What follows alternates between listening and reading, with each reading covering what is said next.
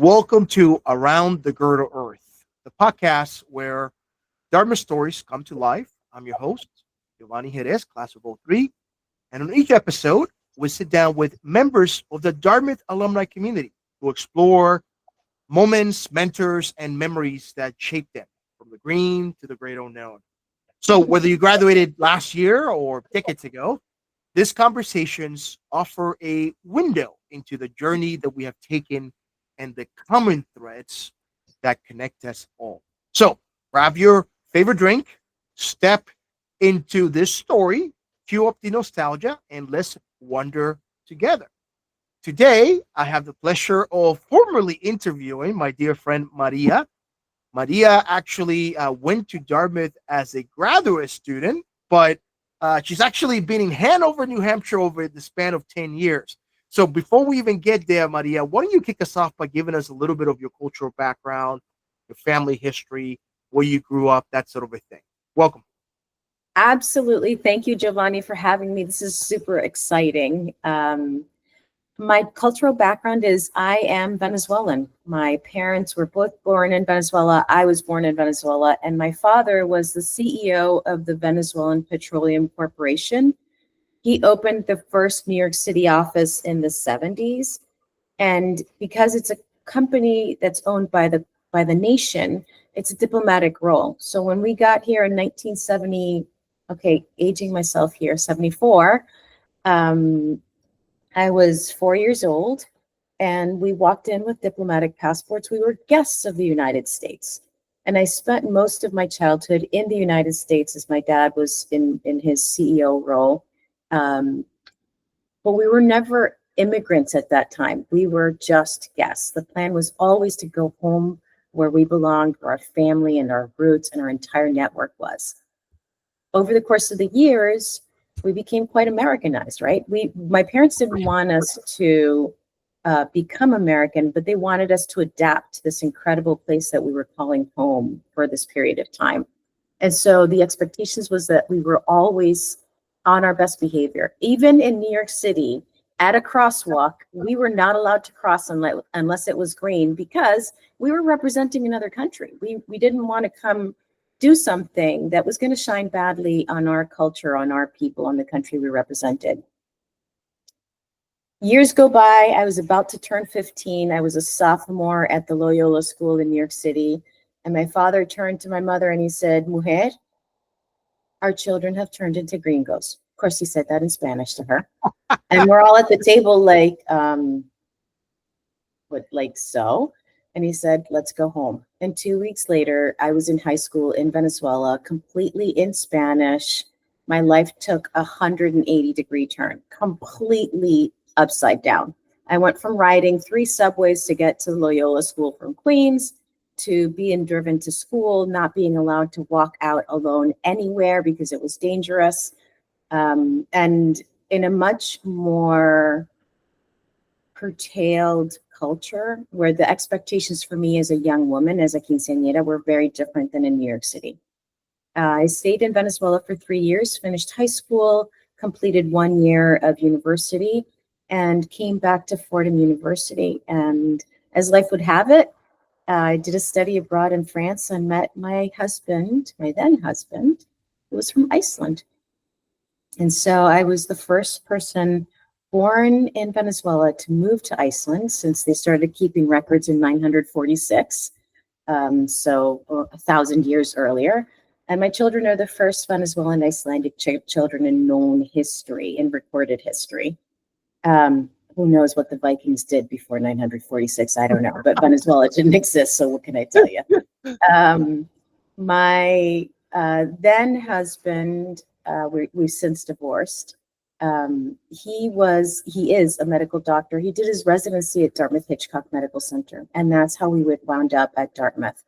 So I was there as a spouse my first 2 years, 3 years. So he was at residency, then he did a master's at Dartmouth. Then we moved to Norway, and when we got divorced, I came back to what seemed closest to home, and that was Dartmouth. I'd already started my master's before we left for Norway. I did a Master of Arts in Liberal Studies, studying this concept of globalization and multicultural studies, this new idea at the time. And I came back with my middle school daughters to the school that they knew the best and completed my master's in 2001, which is when we met back in the early aughts. Then I was planning to go work for Morgan Stanley in New York City, and September 11 happened. And having a 9-year-old and a 10-year-old, I decided I wanted to stay in the woods where there were more people, more trees than people, more cows than people, where we weren't on a map that anybody was looking to bomb. And so I joined the Wow. alumni relations team and launched their initial, I was their first assistant director for affiliated groups. So that encompasses like everything like Black alumni, Dartmouth alumni in law or entertainment. So all of these different clubs that are not associated with a geography or a class year. And I had a great life. It was very tranquil, but it was also a little bit stagnant. My girls were multinational, right? They were half Venezuelan, half Icelandic, and all American. That's what they knew. But they lived in a community where your average secretary has a PhD because she's married to someone else doing a PhD. It's a highly affluent society that isn't as culturally diverse as I had wanted them to have an experience. And so wanting to have more opportunity for growth and development, I decided it was time to leave the cocoon at Dartmouth and go see what the big world had to offer. And I joined the MBA program at Washington University in St. Louis with a full ride and focused on marketing.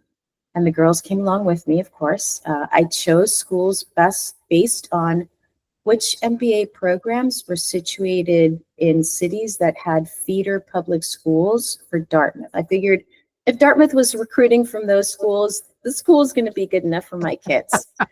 I didn't want my education at the cost of their education. And they both did quite well. The older one went off to Duke, studied mechanical engineering, and then pivoted to entrepreneurship. Graduated in 2013, and by 2015, she was Google Entrepreneur of the Year and Forbes and Inc. 30 Under 30. Wow. Yeah. And then the younger one went to Stanford undergrad and Stanford Medical School and did her residency in psychiatry at Stanford. She is now CEO of a pediatric psychiatry startup that provides medical health care for young adults in a virtual environment. So as far as like pre-Dartmouth life goes, I had a lot of multinational experience because of my parents' roles. We did a lot of global traveling, visiting other diplomats, other countries, and going back and forth to Venezuela to visit multiple times a year. So I had the privilege of travel, the opportunity, and the financial wherewithal to have all of my needs met and to have more than my needs, my wants and my dreams fulfilled. So it was a very privileged young life. The rest of my life has also been pretty good, but not without its own struggles, right? Getting married at 18 and divorced at 30 was, I think, pretty traumatic and sort of set up the exploration of who am I and what do I want to be from the lens of my primary responsibility is as a mother to those children and making sure my choices didn't impede on their future opportunities. I think I did pretty good on that one. I would think so. And, you've done a great job at really succinctly describing your life story within 7 minutes. So you've obviously been very introspective about your journey. And that aligns actually with my experience with you, right? We met when I was an undergrad and you were an administrator. And I was Right. excited that I met another Latina as an Yes. administrator, right? I think the other Yes. one was Alex, and you guys knew each other. And so for me as an undergrad, right, I graduated in 2003. I think I met you either my sophomore or junior year. That's when we crossed paths, and we stayed in touch ever since. I've learned so much by listening to the last 7 minutes of you. I like to. It's kind of funky to even to hear that it was reverse immigration for you, right? Yes. You basically grew up in the U.S., Yes. right? And then now you're coming back to your country because your dad there Yes. was obviously that friction there. Um, and what from going back to Venezuela, obviously the political spectrum changed also significantly. Oh, yes. Um, what? How did you get back to the U.S.? I'm missing that part. Yeah. So I went back as I was about to turn 15, just before 15, which is a big cultural experience for Latinas. And I had the big quinceañera, 500 guests, the big puffy gown, mariachis, everything. But the counterculture shock was really big for me. I was used to being an adolescent in New York City, riding the subway and like going to Canal Street on my own, doing whatever I wanted to do, and going to a place where I was expected to behave in a very curtailed manner and to be chaperoned at all times was a very different experience. So by the time I had finished the first year at university, I had a boyfriend that my dad didn't like. He was a cadet in the Naval Academy, and my dad was absolutely adamant there was no way his daughter was dating a cadet. So he encouraged me to go back to New York for college. And so when I finished high school, I was 16, and my parents felt I was too young to go to Georgetown. That was my dream school. At the time, we didn't know that we could have just delayed my start by a year. And so instead, we said no, and I started university in Venezuela. So the next year, I applied to Fordham, got into Fordham in New York City, and moved back to the US and lived in our house and commuted to Fordham every day. I did this for about a year and a half, and going back to New York, I felt I was home again. Not that I didn't feel at home in Venezuela, but that I felt that I could be a more fulfilling version of me in New York. Life in Venezuela in the 1980s was wonderful. Even though there was crime and some political insecurity, it was a very safe place. It was very progressive and growing. And so their opportunities were blooming. And yet I felt more closely aligned with the life that I could have in the US. And that's why I returned. Like the counterculture shock was real. And I saw that the life path that I could have in Venezuela, while beautiful, wasn't as interesting to me as the life path I could have in the US. And so I leaned in this direction. I don't know that I could have worded it that way at the time. And even when I married at 18 and moved to Iceland, there were 20 people who were Spanish dominant in Iceland. 20. And most of them were Spaniards, and most of them worked at the fish factory. So they had a very different life experience than what I had. I started the university there a year later, and by then I had a baby on the way. And so my life took a drastic change, but I could still see a path towards that dream where I could have a career and a strong family life. Because as a Latina and a Venezolana, I knew I wanted to be a mom. I knew I wanted to stay close to my family, but this American upbringing had really instilled in me the desire to have a very fulfilling career. And that's something that I knew that I could get if we could get back to the States. So you met your husband in the U.S. or you back then husband in the U.S.? No. I did a study abroad in France, and his sister was my roommate. Ah, okay. And that's how the connection started. Got it. Yeah. She sent some photos home, and he fell in love with the girl in the photograph and came to meet her. And it was like love at first sight. What can you say? The folly of being 18. Wait, so you must have known that marrying meant moving to Iceland.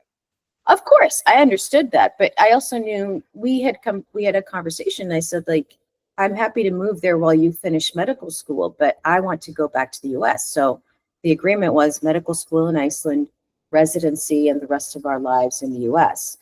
But life got in the way. So we left the US in 1998 and moved to Norway for him to pursue a fellowship in plastics and burn care. And that move to Norway, it was too hard for us. Like as a couple, it was too hard to navigate the demands of a new country, a new language, a very demanding career, and a place where I was completely alone. Like I had no family. Like I arrived there, I didn't have language. I studied at Norwegian, and I speak 6 languages, so I was able to get a job working in the school district, and I made a life for myself. But it was at the expense of our marriage. Our marriage just couldn't weather that storm. And I came home with our daughters and raised them here in the States. But when did how did your husband even find out about Dartmouth College from Iceland? Oh, so the way that residency programs work for doctors is that there's one matching system, and everybody applies in the US or outside of the US. You apply to that one residency matching program, and on March 16, the results get shared, and you either match or you don't match. If you match, you have to take the assignment. If you don't match anywhere, there's a list of programs that have like openings where they weren't able to get resident matched. And the US does not produce enough medical doctors for the needs of the country, so they need to bring in doctors from other countries. And then as part of the J1 training program, the US helps to train medical doctors that serve after their training and a couple of years of postgraduate work in the US, they go back to their home countries to continue providing medical care in those economies. Wow. So that was the connection. And so he matched with Dartmouth and you had to take it. So yes. What was your impression of Hanover, New Hampshire once you got here? So I grew up in New York City and Caracas. Like these are very metropolitan cities. And I knew about Dartmouth as an Ivy League school. My sister had applied to Tuck because she liked the program, and she also liked the idea of walking to class in the tunnels and never stepping outside, which is a romanticized notion. You still have to live outdoors in the winter in Hanover. And when I got here, when I got to Hanover, I thought it was beautiful. I didn't realize how much harsher the winters would be than they are in Iceland or in New York, but it is real. And coming from Miami, you know it. We are tropical birds. Even though I grew up in New York, I'm still a tropical bird. My happy place is 78 degrees and humid. Like that is my happy place. And there's like 5 days in New Hampshire that are 78 degrees and humid. The rest are like off the charts. Yeah, I distinctly remember one day waking up. It must have been my sophomore, junior year. And the headline was, Alaska, -2, Russia, -12, Hanover, New Hampshire, -18. And I was like, yes. Holy moly. Yeah. I think I was there that day too. And I distinctly remember walking across campus one time and my tears freezing, walking between Collins and Dartmouth Hall. It's not that far. What is it, like 400 meters, right? Like a quarter of a mile or less. And just like getting to the building and having something hard on the ends of my eyes, and it was my tears frozen on my face. Yeah, well, I think that's part of the package, right? The resiliency, the beauty of winter, but then the harshness of it. I think it all comes together as part of the package. And I think that what you just said is really important. So it is a harsh environment. The summers can be very hot and there's few buildings with air conditioning. Winters can be very cold. But whether the weather suits your preferred taste or not, you have the opportunity to make the most out of where you are, whether you're in Hanover, Iceland, California. And so for the time that I lived in Hanover, I was a ski instructor for 5 years. Did I love skiing? No. But there's a whole lot of winter skiing days. And so I learned to take advantage of them. My daughters are very proficient skiers. Would I rather go to the beach? Absolutely. But that was not an option when you lived there. So you make the best of it. And it's building that muscle of, okay, there's something else that I want. I can't have it, but here's what I have. These are my options. What am I going to do with it? It's the old making lemonade out of lemons. And if you're smart, you go ahead and make vodka lemonade and make some pound cake while you're at it too. No, that's well said, beautifully said, very wise. I learned how to ski at Dartmouth as well, right? It was like, well, first of all, skiing is an expensive hobby. I didn't have those sources back then as an undergrad, but Dartmouth makes it so feasible, right? They were like, all right, free skis, free lift, free transportation, and free lessons. And I was like, what's my excuse? I got to learn how to ski. So yeah, I went get out a there, parka, get it done. Yes. and I took advantage of the opportunity, right? Even though, like you said, might have not be my major preference, but I was there, might as well take advantage of it. So then that then opened up a new skill set, and it allowed me then to be able then to go to, Utah, go to Colorado, go to, and enjoy skiing over there as well. So you did your master's, and then I'm assuming it was the friction with your husband then that precipitated, you know what, I'm going to stay here and I'm going to work for the college. So, well, we went to Norway in 1998 and I came back in 2000. I had already started the master's and I decided this is where I was going to go to in this new chapter. I wanted to finish that master's and then figure out what I was going to do. And I was pretty sure I'd wind up in New York because that's what I knew, right? And it's where my parents lived. And as a Latina, you tend to gravitate, especially when you have children, closer to the parents. Because September 11 happened, I decided I wasn't moving to work for Morgan Stanley or anyone else in New York. I was going to stay in Hanover. And the primary labor source in not in New Hampshire maybe, but definitely in Hanover is Dartmouth, whether it's Dartmouth Hitchcock or Dartmouth College. And so I started to look for roles and opportunities, and there was an opportunity at the Alumni Relations Office, which really aligned with my interests and my outgoing personality. And that evolved into creating a role that could fulfill the needs of the growing diversity on campus. So for the first time, we reached gender parity at Dartmouth in 2000. That's when men and women were at 50-50.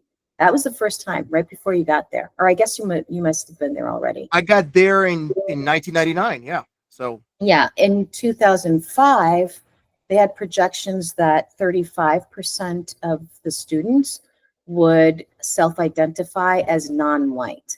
That was the first time that they realized, oh, our campus is really different now. We're not all male, all white. We are diversifying, right? Now there's women, and now there are people who don't identify as white. How do we engage these people? So I wrote a proposal to the VP of Alumni Relations saying, look, President Wright, the 16th president of Dartmouth, has said that diversity is one of our priorities and making sure that we create an environment where all students can thrive. These students are on campus for about 4 years, and then they're alumni for the rest of their lives. How are we engaging them?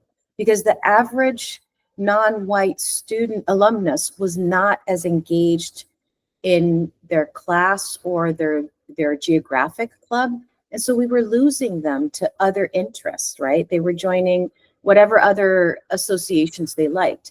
And the primary responsibility of alumni relations is to build that relationship with the alumni in service of the college, not just as alumni of the college, but as people who support the college financially and with their time. Yeah, no, I don't know who, if it's you or Alex that I attribute to this advice, but I remember having this conversation, and one of you two said to me, Yovany, you being Cuban, born in Cuba and being an immigrant from Cuba to the US and now being at Dartmouth, you are providing an invaluable education to your peers around you. Because this will be likely their first interaction with somebody who left not only a communist country, but Cuba. And so in a way, you're an ambassador of not only the Absolutely. culture of Cuba, and this is their first impressions of it and learning about it. So own that, and Yeah. that empowered me, right, to be like, oh yes, you're right. I'm helping my peers elevate their sense of, their sense of the world and their interactions here in Hanover, New Hampshire. So yeah, that was very. You got the cleaning lady there in the background. I do. Sorry. Hi, no problem. So I'm curious now. So as an administrator at Dartmouth, you did that for 5 years. I know what motivated you to stay there. Was there anything else were you interacting with undergrads? Were you interacting with graduates during those 5 years? Yeah. So as a graduate student, I had the opportunity to engage in classes with undergrads if I wanted to. And there were a couple of undergrads that took graduate classes. I was a mom, so I didn't have a lot of spare time, right? So the majority of the student population at Dartmouth is not a parent, whether they're undergrads or That's right. graduates. And so That's right. I had this split personality of student and mom was always going to be more important than student. So I tried to take all of my classes during the day while the girls were in class so that I could pick them up, take them skiing, do the mommy thing, and then come back to schoolwork at the end of the day. As a student, I was very proud of my accomplishment. I literally remember calling my grandmother and telling her that I got into this graduate program. And my parents and my grandparents were all very pro-education, but she was the first woman in her family to get a college degree. Her father was a pharmacist, and at the time, in the early 40s, he allowed his daughter to continue her education and get a teacher degree. That was pretty progressive for back then, especially in Venezuela. Probably because he was Dutch, and so he had probably a little bit more of a progressive mindset. But for me, it mattered a lot. And when I called to tell her, she said, she congratulated me and she asked me what my goals were, and we talked about that. And then I told her a little bit about my classmates, and I said, and I'm the only Latina. And she said, the only Latin American. And I said, yes. And she said, really?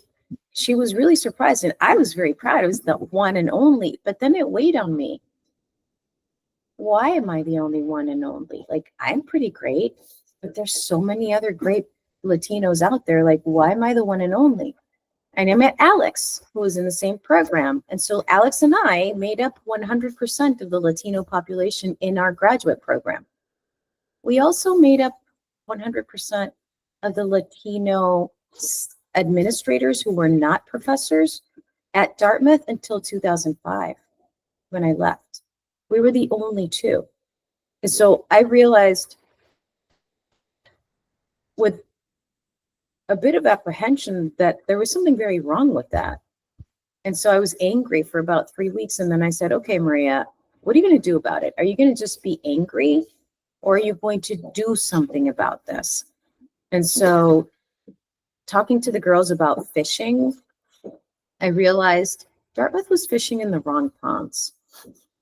If you want to get salmon, you don't go to a lake. You go to a river, and there's a particular time and a way, right? You use the right kind of bait. And so I said, I can teach them how to fish for this salmon. And I can go and speak at those schools, and more importantly, speak in Spanish to the parents. Because if they're good enough to get into Dartmouth, they're good enough to get into Harvard or Princeton or schools with a bigger name recognition in our communities, and explain to the parents why Dartmouth was the right choice for me, and hope that it translated for them. Because I think something that admissions might not have realized at the time was that for Latino students, and this is true for a lot of immigrant communities, if the parents aren't on board, it is not happening. Yeah. Like if your mom had said, you can go to Miami-Dade, period, that was it. You aren't going to go to Dartmouth. That's right. That's right. But okay. So based on that, on that insight, but what you realize is that Dartmouth was fishing in the wrong place, but the consequence of that is that it wasn't keeping up with the diversity and growth of the country. right? So Correct. if you ultimately want a student body that's representative of reality, right? Yeah. Is that that one of the famous expressions really is the Dartmouth bubble, the Dartmouth cocoon, Yes. right? And we all Yes. benefit from that. But ultimately, we want your 4 years education there to be something that prepares you and elevates you into Yes. the real world, right? Where like there's people from all cultures and all backgrounds. That's how you were connecting the dots. It's like, hey, hold on a second. Yeah. We can do a better job of amplifying that educational experience, not only academic experience, right, which Dartmouth was always good at, but now the educational experience. Right. To And re- you said it, right? So Alex helped you to realize that you were representing Cuban culture and that you were probably the one and only person that the individuals you met with at Dartmouth were ever going to meet who were born in Cuba and were able to escape Cuba, unless they moved to Miami. And then your guys, Cubans are a dime a dozen, right? But the reality is that you also had a role in educating them at the expense of your privacy, right? Of constantly being asked, where are you from? Like if you had been Joe from Utah, average blonde, blue-eyed guy, they wouldn't ask you, that's where are right. you from? Right? So That's right. there's a level of otherness that you had to overcome and a level of pride in that otherness that Alex helped you to identify, which can be very difficult as a young adult. So I had that in a Yeah. different manner because when I came here, I knew I was a guest of this country and I was representing another country. When you came here, you weren't a guest. You were escaping a regime that wasn't going to let you have the life that you wanted. And nobody asked you, hey, are you good with this? No, Yeah. like this was it. It was survival mode. We are doing this and we're going to make the best of it. And so that grub as young adults can be very difficult as we're becoming who we are, right? Identifying who we want to be as we're developing our Yeah. identity and letting go of what our parents expect and want from us, what society expects and wants from us, and what the real me wants, not yesterday, but today and for tomorrow. And that's a lot happening intricately at the same time. For the college, in their developmental phase, in terms of growing with the population and evolving, they didn't reach 50-50 gender parity until 2000. Yeah. They were still stuck in the 70s when men were primarily the ones who went to college, or earlier than that, right? And in other places, in other campuses, Washington University in St. Louis, in Missouri, was co-ed in the 50s. Stanford was co-ed almost from the get-go, right? We're talking about peer institutions that decided to accept women, not at the same rate, but accept women into their student body. Dartmouth didn't reach that maturity until much, much later in the late 70s. 72. Yeah, 1972. Yeah. Right. And that was for graduate. For undergraduate, the first fully co-ed class was 77. The last co-ed class was 76. The country was 250 years old. That's The right. college is a little bit older than that. And it took them 250 plus years to realize, oh yeah, there's this other half of the population that we could be engaging here. You would love Right? the interview I did with Susana, class of 77. And she was a immigrant from Peru, second class to be co-ed Oh at my God. Dartmouth. You would love her interview. It's I'm going to look it up because in 77 and into the 80s, Dartmouth didn't track ethnicity for Latinos because Hispanic is a term that was created for the census, right? And yeah, LULAC played a big role in helping to create that term so that they could identify where the government was taking resources away from Latino communities. What happened was that this brand of Hispanic also became a difficult brand to wear and something that was not clearly defined. You come from Hispanic speaking culture, but you could have a very different experience, right? If I, who went to a private prep school in New York City, had a very different life experience than if I had gone to PS whatever in the Bronx. that's right. And my role growing up was to adapt into the culture so that I could succeed. And that meant whiteifying myself, losing my accent. My Mm. skin's pretty light, so I can pass as a regular Anglo-American. And then I anglicized my name. My name is not Maria. My name is Maria Eugenia. God bless me if I was going to try to get an American to say that. Wow. Yeah. No, I love your reflections here of identity. I've always said I really learned how to be Cuban outside of Cuba, and then I learned how to Yes, be American when I was in Europe. Right. exactly. When I did my study abroad in Copenhagen, and people would see more of the American side than the Cuban Yes, side. That's where like, yes, oh yeah, I'm Americanized. That's right. Right. right. But then, as soon as I start dancing salsa, oh yeah, he's Cuban. And isn't it funny how fellow Latin Americans can identify where we're from by the way that we dance or the way that we talk? And then within American culture, we think that we're so different, but in reality, when you go to a very different place like Copenhagen, you realize, oh yeah, I am really American. And that's part of my introspection in Iceland was like, yeah, I could have a great life here, but I'm not from here. And this is not the life that I want to have. Like the life I want to have is over there. That's where I want to be. And somehow, Maria, with this diversity of experience, and with even with the challenges that the college had to do to get to where it is today, somehow the Dartmouth spirit still endure. And all of us walk away with this sense of community that goes beyond our identity, right? Yes, Our ethnic identity, our cultural identity. I mean, like I feel that being a Dartmouth alumni, um, it's such a privilege, and correct. especially when I interact with other institutions, different feel on the alumni network. Um, Yeah, I wonder if you've observed that not only as a graduate student but also as an administrator. absolutely. Like as an administrator, I was always impressed by how strong that network and the connection to the college is. What I was able to do as an administrator, I think one of my proudest accomplishments was to get DGALA, the Dartmouth Gay and Lesbian Alumni Association, formally engaged with the college and working in collaboration with the college.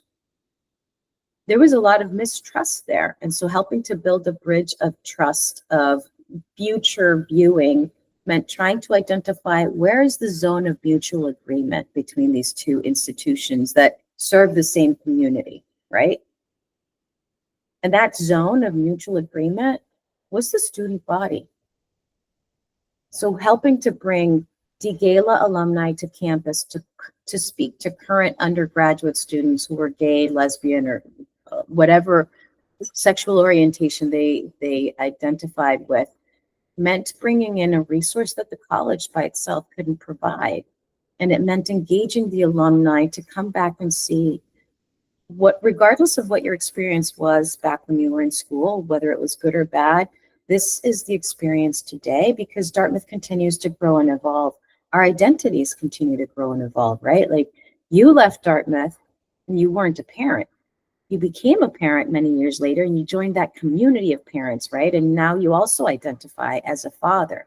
The same for alumni, as their identities continue to evolve, you still have this relationship with an institution and a time and a place, but that has continued to evolve. So how do you stay connected with that?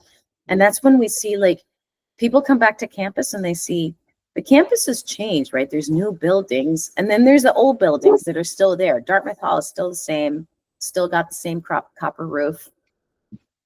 What are the things that have evolved and changed since I was here? What's new that I can see and visit?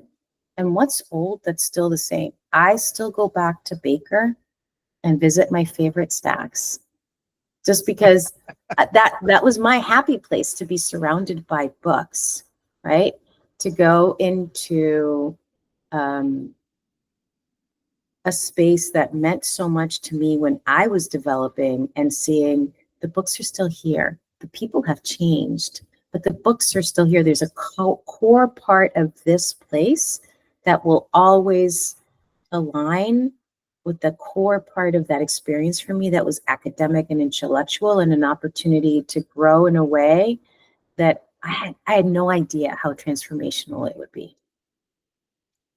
This has been a very insightful, introspective conversation, not only for you, but also for me.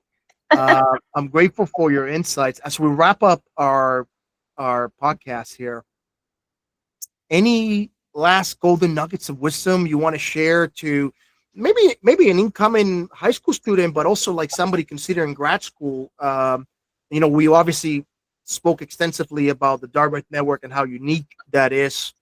Has been from my experience in undergrad and you as a graduate and as an administrator. Anything else that comes to mind that you might want to share?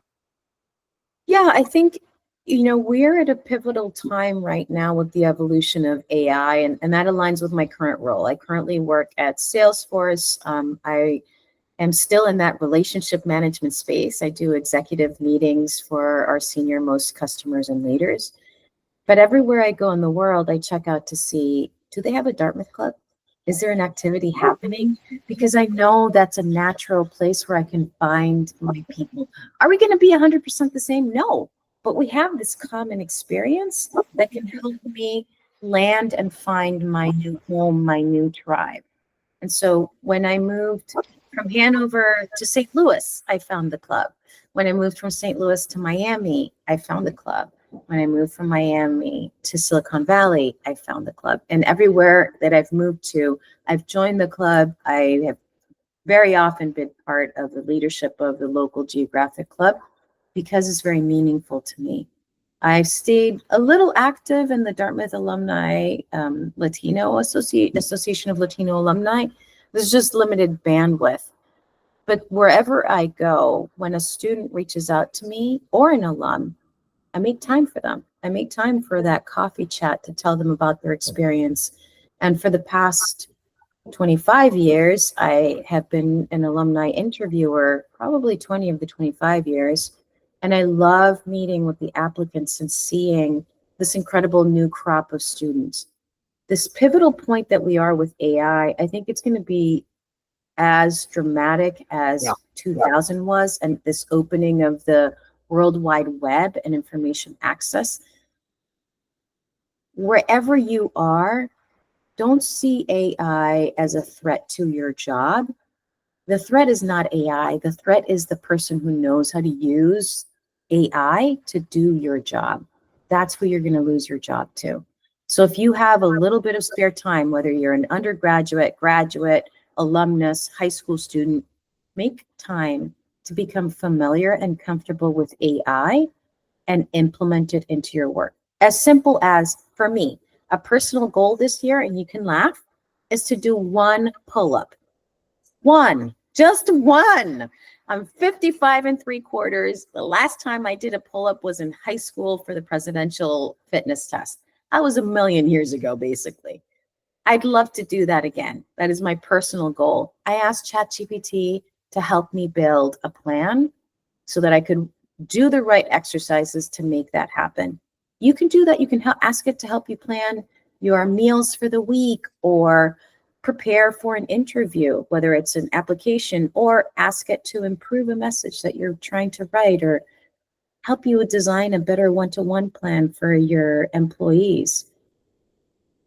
AI is here to help us, and we can either take advantage of this tool or continue digging a ditch with a spoon, but then you're going to fall behind. Fantastic way to wrap this up. Thank you, Maria, for being such a lovely guest for our podcast of Around the Girdle Earth.